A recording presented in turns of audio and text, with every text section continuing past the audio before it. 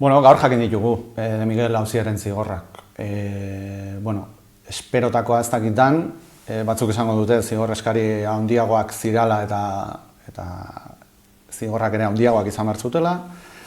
Niri horren beste, bai interesa badautukat noski zigor horiekiko, baina interesatzen zaidana horren atzean dagoena. Alegia nik biharko berriako alean gure piezak izango dira batetik zigor horiek aztertzea, epaia ongi aztertzea, puntuz puntu ematea, baina bai agerian utzi nahiko genuke guzti horren atzean zer egon daiteken. Alegia, tamaina horretako mataza bat ez da sortzen atzean babes bat eduki gabe. Hori da gutxi asko teoria edo guk atzean jarri nahi deguna. Zera, haidia ematen argudioak, epaiarenak ere aladia, legez kanpoko sare bat.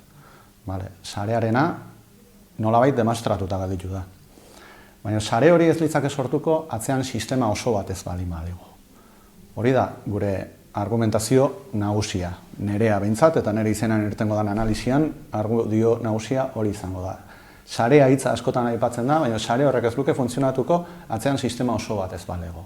Asko hitz egiten da eta gaur ere eta entzun ditugu Andoni Ortuzarren barkamen eskariak, Inigo Urkulluren barkamen eskariak, eta bere garaian ere entzun genituen, esanez beraiek alderdi gisa sare horretaz ez direla baliatu. Baina jar gaitezen kontrara. Sare hori ez ote da haien sistemaz baliatu. Hori da nik mahai gainera ekarri nahiko nukeena. Esan dute pertsona gutxi batzuren kontua dela, bere garaian eta berehala karnetak eta dena delakoak kendu zitzaizkiela, isolatu zituzten, gaur barkamena eskatu dute, baina berriro diot.